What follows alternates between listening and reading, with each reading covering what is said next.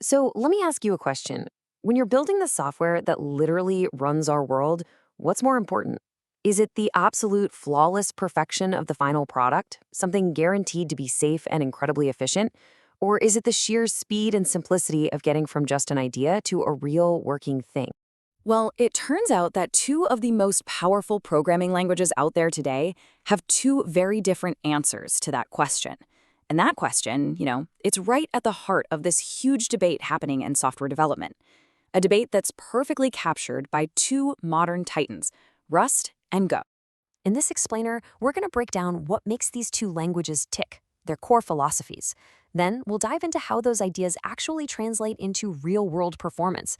And hopefully, by the end, we'll help you figure out which one might be the right tool for your next big project.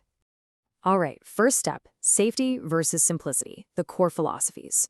Look, to really get these languages, you have to go back to their fundamental design choices. And it all boils down to this classic trade-off. Do you want guaranteed safety or do you want elegant simplicity? Let's start with Rust. Its entire philosophy is built around this revolutionary idea called the ownership model. Think of it like a super strict but also super helpful rulebook that the compiler enforces before your code even tries to run. It handles all the memory management for you, but, and this is key, it doesn't without the performance hit you sometimes get from a garbage collector. The payoff is huge. It just wipes out entire categories of bugs and makes what they call fearless concurrency a reality. Go, on the other hand, is all about simplicity. Its big weapon for concurrency is something called goroutines. What are they? Basically, they're these incredibly lightweight threads that are super cheap to create, and the Go runtime handles them all for you. You want to run a function at the same time as something else? You literally just put the word Go in front of it. That's it. The whole approach is designed to make it dead simple to use all the power in a modern multi-core processor. So you can already see the difference, right? Rust is like that meticulous engineer. It gives you incredible control and an ironclad guarantee of memory safety, but you have to follow its very strict rules. Go is more like the pragmatic builder, totally focused on getting the job done quickly and simply, especially for big teams working on networked services. One prioritizes the perfection of the code, the other prioritizes the speed of its creation. Okay, that's the theory. But how does all this philosophy stuff actually play out in the real world? Well, that brings us to the performance showdown, where philosophy meets reality. And when we say performance, we're not just talking about raw speed. Yeah, efficiency is part of it, but so is how fast developers can build things and how quickly an app can scale up. Let's see what happens. Let's kick things off with a massive case study in pure, raw performance, Discord.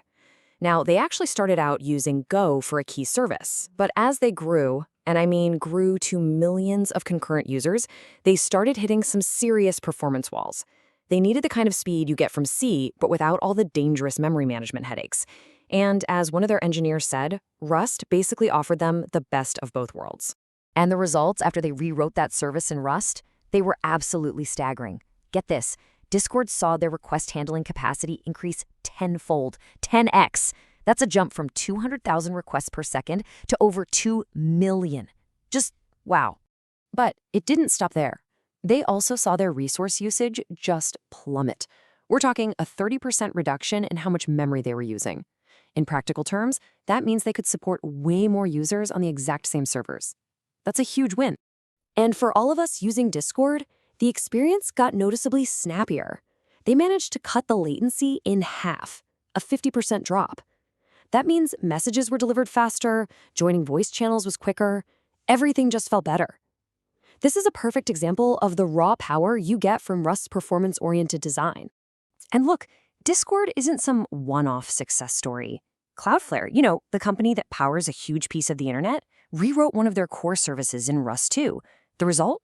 They slashed their response times and did it all while using less than half the CPU power of their old system. For those really heavy systems-level tasks, Rust is an absolute beast. But Go's performance story is a little different. Okay, now this is really interesting because it gets right to the heart of Go's performance philosophy.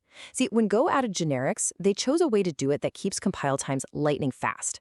Now, as you can see here, that can make some generic method calls a tiny bit slower when the code is actually running. But here's the thing. That's not a mistake. It's a deliberate trade-off. It's a design choice that prioritizes getting features built and shipped quickly by large teams. And in a world of microservices where you might deploy code dozens of times a day, shaving minutes off every compile is a massive performance win for the whole organization. And that leads us perfectly into the human side of this whole thing, the developer's journey. We're talking learning curves and ecosystems. Because at the end of the day, performance isn't just about the computer, it's also about the person writing the code. So let's be real. Rust is famous, or maybe infamous, for its steep learning curve. Getting your head around concepts like the borrow checker is a real challenge. But the trade-off is its compiler, which is legendarily helpful. It's like having a really strict but really smart tutor looking over your shoulder. Go, on the other hand, is known for its pure simplicity.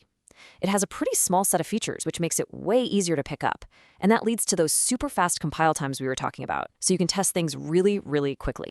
So you end up with two totally different experiences for the developer. With Rust, you fight the compiler, but when your code finally compiles, you have this incredible confidence that it's actually going to work and work safely. With Go, it's all about team speed. Its simplicity means that new people on a big team can get up to speed and start contributing almost immediately. All right, so after all that, how on earth do you choose? Well, this next section is all about that, choosing your language, finding the right tool for the job. Because really, it's not about which language is flat out better. It's about which one's philosophy fits the problem you're trying to solve. Okay, so when should you choose Go? It absolutely shines when you're building anything that talks over a network. I'm talking web servers, APIs, and microservices. That super simple concurrency model is just perfect for handling thousands of requests at once. If your top priority is developing fast and creating scalable server-side applications, the stuff that powers tools like Docker and Kubernetes, Go is an exceptional choice. And what about Rust? You choose Rust when performance and safety are absolutely 100% non-negotiable. We're talking about deep systems programming here, building operating systems, game engines, or high-performance browser components. Anytime you have a task that's just hammering the CPU, where you need total control over the hardware and an absolute guarantee against memory bugs, Rust's philosophy gives it a massive edge. And that brings us right back to where we started. As software continues to eat the world, which one of these ideas matters more? Is it the perfection of the code itself, or is it the speed of its creation? The choice between the flawless execution that Rust promises and the frictionless creation that Go champions? Well, the answer to that question is probably going to shape what our digital future looks like.